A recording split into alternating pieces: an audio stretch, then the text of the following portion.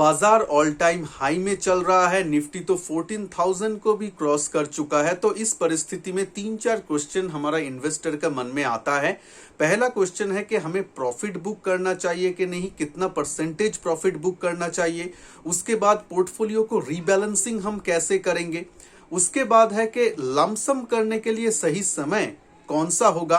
नया फंड अगर कुछ लेना चाहिए, मन में है कि नया फंड कुछ ले ले, वो इस टाइम पे लेना मतलब ठीक होगा कि नहीं, क्योंकि अभी मार्केट हाई है। क्या करना चाहिए, वेट करे या फिर अभी चला जाए, अभी निवेश कर दे।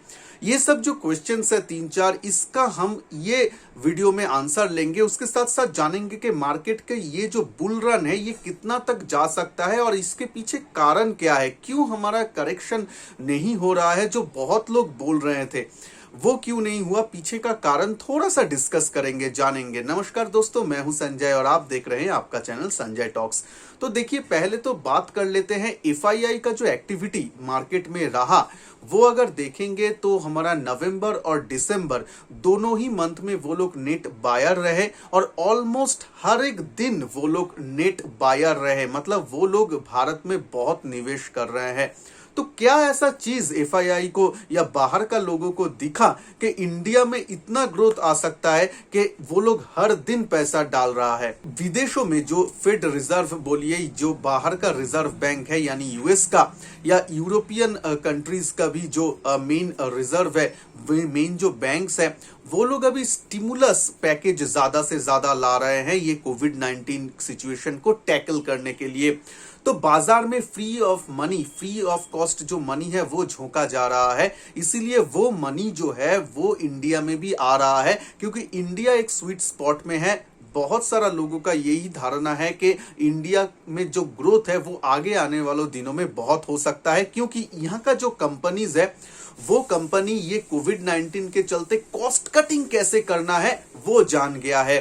तो इसीलिए अभी जब कोविड-19 चला जाएगा, जब नॉर्मल सिचुएशन आएगा, तब ये जो कंपनी है, ये जो प्रॉफिट जो ऑलरेडी मेकिंग करने का उसका जो कैसे करना है, कॉस्ट कटिंग कैसे करना है, ये प्रोसेस जो जान गया है, वो करके इन लोगों का प्रॉफिट जो है वो बढ़ने लगेगा, बॉटम लाइन में वो ऐड होगा और इसीलिए उसका जो शेयर प्राइस है वो भी बढ़ेगा। तो ओवरऑल मार्केट में अच्छा होने वाला है। इंडिया एक स्वीट स्पॉट में है, इसीलिए बाहर का मनी आ रहा है। लेकिन ये हॉट मनी है, ये अपॉर्चुनिस्टिक मनी है। जैसे ही उन लोगों को लगेगा हाँ ग्रोथ कंप्लीट हो चुका है, इंडिया से लगभग शॉर्ट टर्म में जो उसको गेन कमाना था वो हो गया, तब वो मनी वो लोग निकाल भी सकते हैं। तब एक रिडेम्पशन प्रेशर या एफआईआई की तरफ से सेलिंग का प्रेशर आ सकता है। लेकिन वो कब होगा किसी को नहीं मालूम। आगे आने वाले दिनों में जब भी वैसे कुछ इंडिकेशन दिखेगा, मैं आप लोगों को वीडियो बना के शेयर जरूर करूंगा। लेकिन देखिए, तो हमारा म्यूचुअल फंड में जो लोग हम निवेश करते हैं उन लोगों के लिए क्या है। देखिए, पहली बात है तो हम तो रैली तो एंजॉय कर रहे हैं। जो लोग भी ऑलरेडी निवेशित है, आप मानेंगे कि जो 2020 में फरवरी, मार्च, अप्रैल में जो परिस्थिति रहा, जब मार्केट 30-40% गिर रहा था, हमारा एनएवी वैल्यू दिन ब दिन गिर रहा था, उससे तो ये सिचुएशन बहुत अच्छा है। मतलब हम लोग देख रहे हैं कि बढ़ ही रहे हैं हमारा एनएवी वैल्यू। जो लोग भी इन्वेस्टेड है वो लोगों का तो अच्छा जा रहा है। तो इस राइड को एंजॉय कीजिए, लेकिन एंजॉय के साथ साथ कुछ प्लानिंग भी करना तो जरूरी होता है, क्योंकि म्यूचुअल फंड जो फंड मैनेजर होता है या म्यूचुअल फंड खुद जो एएमसीज होता है, वो आप लोगों को एग्जिट पाथ नहीं बोलेगा। वो बोलेगा कि ऊंचा मार्केट में भी आप पैसा डालो, नीचे आया मार्केट तो और भी डालो, ताकि आपका एवरेज आउट होगा। लेकिन कब एग्जिट करना है वो कोई नहीं बोलेगा। तो इस एग्जिट प्लान हमें खुद सोचना चाहिए। एग्जिट प्लान कैसे करेंगे। देखिए, जब इंडेक्स 13,500 इसका भी आसपास था, मेरा प्रीवियस वीडियो देख लीजिए, मैं आपको बोला था कि 5 to 10% अपना प्रॉफिट थोड़ा सा बुक करना ठीक रहेगा। 14,000 अभी आ गया है। निफ्टी, सेंसेक्स भी ऑल टाइम हाई है।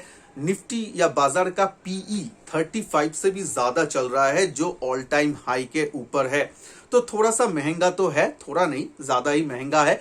तो इस टाइम प्रॉफिट बुक थोड़ा करना ठीक है। अगर आप लोग 13,500 में प्रॉफिट बुक नहीं किए हैं तो 14,000 में थोड़ा सा प्रॉफिट बुकिंग मतलब रीबैलेंसिंग करना। ये प्रॉफिट बुकिंग करना बहुत लोगों का ये क्वेश्चन रहता है, सर मैं अगर प्रॉफिट बुक कर लेता हूं तो कि कंपाउंडिंग का इफेक्ट मिलेगा क्या? देखिए, कंपाउंडिंग का इफेक्ट मिलेगा कि मिलेगा नहीं, ये बाद की विषय है, वो बात मैं करता हूं।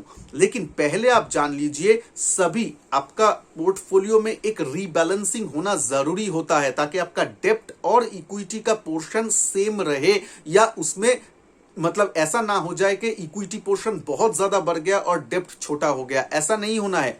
तो पोर्टफोलियो रीबैलेंसिंग करना जरूरी होता है इरेस्पेक्टिव ऑफ द कंपाउंडिंग। तो रीबैलेंसिंग आप कैसे करेंगे? इक्विटी अगर ज्यादा बढ़ जाता है तो इक्विटी से थोड़ा सा पैसा विथड्रॉ करके डेप्ट में डालना, इसको ही रीबैलेंसिंग बोलते हैं। और वाइस वर्सा, डेप्ट अगर ऊपर हो जाए तो उससे रिडीम करके इक्विटी में आना, ये करना होता है टाइम टू टाइम। तो ये जो 14,000 के ऊपर हो गया, ये एक सिचुएशन ऐसा आ गया है, तो आप लोग अपना पोर्टफोलियो का 5 to 10%, ज्यादा नहीं, जो भी आपका प्रॉफिट हुआ है, मैं एग्जांपल भी देता हूं। मान लीजिए मेरा 8 लाख का पोर्टफोलियो है, मतलब 8 लाख रुपए में निवेश किया था, और टोटल इन्वेस्टेड कैपिटल, और वो 2-3 साल पहले किया, SIP चल रहा है, मान लीजिए टोटल कैपिटल 8 लाख का है और उसमें 2 लाख का प्रॉफिट मिला के अभी टोटल पोर्टफोलियो मेरा 10 लाख दिखा रहा है। 2 लाख प्रॉफिट और 8 लाख इन्वेस्टेड अमाउंट, ऐसा मान लीजिए है। तो मैं क्या करूंगा, मैं उसमें से अपना यूनिट कैलकुलेट करके 60 से 70 हजार रुपए मैं निकाल लूंगा। ठीक है, 60 से 70 हजार रुपए टोटल निकालूंगा।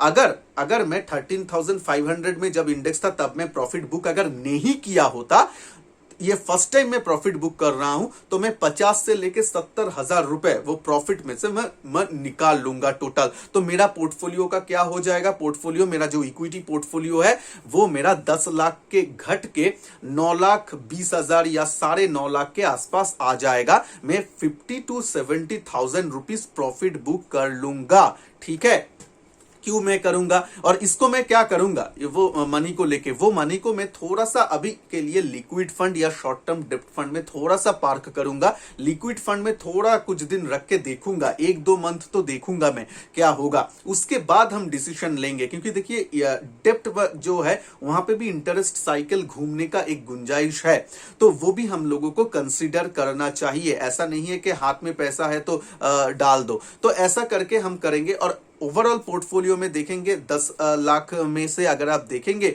10% होता है 1 लाख के आसपास, तो हम लोग 70 हजार रुपए ही प्रॉफिट बुकिंग किए हैं, ज्यादा नहीं। तो 14,000 में 70 हजार रुपए बुक किया है। उसके बाद हम देखेंगे, थोड़ा सा आगे जाने देंगे, मार्केट कैसे बिहेव करते हैं, उसके बाद हम थोड़ा सा डिसीजन लेंगे।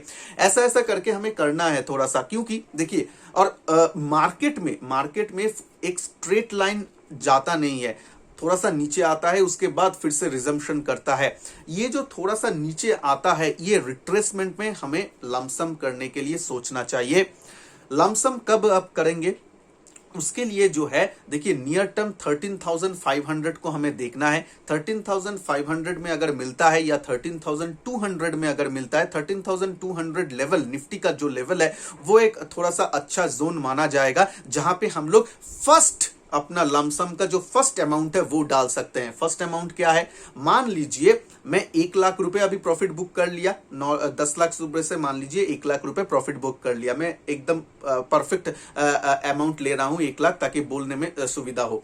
1 लाख रुपए प्रॉफिट बुक करके लिक्विड फंड में रख लिया। जब अगर निफ्टी आता है 13,200 में, तब मैं वो 1 लाख रुपए से 30,000 या 40,000 रुपए में फिर से इक्विटी म्यूचुअल फंड में डालूंगा। बाद बाकी हाथ में लेके या डेप्ट फंड में या लिक्विड फंड में लेके मैं बैठा रहूंगा। मार्केट और करेक्ट होता है तो धीरे धीरे मैं पोर्शन वहां पे डालूंगा। अभी आप बोल सकते हैं नहीं, 13,200 में आया ही नहीं, मार्केट यहां से और भी चला गया 15,000 पर, ठीक है, मैं वेट करूंगा, वो मेरा डेप्ट में चला जाएगा। पोर्टफोलियो तो रीबैलेंसिंग तो करना ही है ना। वो देखिए, इक्विटी मेरा पोर्टफोलियो बढ़ गया है अभी, तो उससे तो कुछ प्रॉफिट बुक करके मुझे डेप्ट में डालना ही था एज पर पोर्टफोलियो रीबैलेंसिंग, वही मैं कर रहा हूं। मुझे ऐसा नहीं है कि उस अमाउंट को, जो 1 लाख मैंने प्रॉफिट बुक किया है, उसको इक्विटी में ही डालना है, ऐसा तो बिल्कुल भी नहीं है, वो तो मैं डेप्ट के लिए ही रखा था ना। अगर मार्केट 2-3-6 महीने में कुछ रिट्रेसमेंट या करेक्शन नहीं देता है तो मैं उसको डेप्ट में डाल दूंगा, क्या है, ठीक है, होगा। और आइडियल तो सिट नहीं है, वो तो बैंक अकाउंट में नहीं है, वो मेरा लिक्विड म्यूचुअल फंड में है, तो मुझे तो थोड़ा सा इंटरेस्ट वगैरह वो तो मिलता ही रहेगा। ऐसा हमको करना है। जिन लोगों का मन में क्वेश्चन है कि हमें ये जो कंपाउंडिंग का इफेक्ट मिलेगा कि नहीं, देखिए कंपाउंडिंग का इफेक्ट अगर आप 6 महीने इक्विटी में नहीं रहेंगे तो उतना ज्यादा खास आपको परेशानी होने का जरूरत नहीं है। मान लीजिए बाजार में थोड़ा सा 1000 पॉइंट का मूवमेंट आ गया नीचे की तरफ, तो आपका वो जो 1000 पॉइंट का जो आपका लॉस है वो तो आपको झेलना पड़ेगा ही ना। तो इससे ही बेटर है कि आप थोड़ा सा उसको रीबैलेंसिंग कर ले, थोड़ा सा अपना डेप्ट में भी देखिए। ऐसा ना हो जाए कि आप 70-30 डेप्ट लेके चल रहे हैं, 70% इक्विटी और 30% डेप्ट, और इक्विटी मार्केट बढ़ गया है तो अभी ये 80-90% हो गया है और आपका डेप्ट जो ओवरऑल का पोर्टफोलियो का रेशियो है वो 10% ही रह गया है। ऐसा आपका फिर ओवरऑल पोर्टफोलियो का जो रिस्क है वो बढ़ जाता है या चेंज हो जाता है। इसको आप जरूर ध्यान में रखिएगा।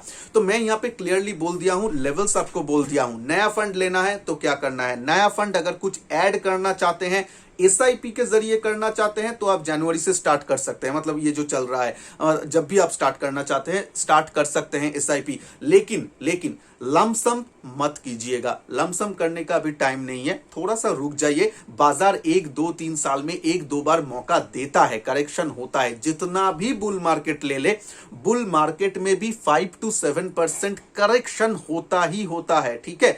जितना भी आप बुल मार्केट देख लीजिएगा, तो उसके लिए थोड़ा सा वेट कीजिए। वो शायद अब नहीं आएगा, 6 मंथ बाद नहीं आएगा, 1 साल में शायद एक बार आएगा। तो उसके लिए थोड़ा सा पेशेंस रखिए, अभी थोड़ा सा पेशेंस रखने का जरूरी होता है। और अपना एसआईपी को कंटिन्यू कीजिए, एसआईपी को स्टॉप मत कर दीजिए, या फिर इक्विटी से पूरा जीरो करके डेप्ट में मत चले आइए, ऐसा बिल्कुल भी मत कीजिए। तो फिर आपको लेफ्ट आउट फीलिंग आ जाएगा, वो बहुत खतरनाक चीज होता है। तब आप ऊंचे मार्केट में भी निवेश कर देंगे, लेफ्ट आउट फीलिंग्स नहीं आना है। तो आप एसआईपी करते रहिए। और मैं जो एग्जाम्पल दिया 8 लाख 10 लाख ये जो लेके, उसको ज्यादा ध्यान में रखिए। वीडियो को फिर से एक बार प्ले करके देख लीजिए या नोट करके रखिए। ऐसा आप थोड़ा सा अपना पोर्टफोलियो को देख के प्लान कर लीजिए, तो आपको जरूर हेल्प मिलेगा। वीडियो का नीचे कमेंट बॉक्स में कमेंट कर सकते हैं कि आप लोगों को ये जो वीडियो है इसको कैसे लगा, और अपना मतामत शेयर कर सकते हैं। वीडियो को अच्छा लगे तो लाइक शेयर जरूर कीजिएगा। और चैनल में नए हैं तो नीचे जो सब्सक्राइब बटन है उसको क्लिक करके सब्सक्राइब कर लीजिए। पास में बेल आइकन को भी क्लिक कर लीजिए ताकि मैं जब भी न्यू वीडियो अपलोड करूं वो आप लोगों के पास पहुंच जाए। तो चलिए मिलते हैं नेक्स्ट वीडियो में, तब तक के लिए जय हिंद, वंदे मातरम।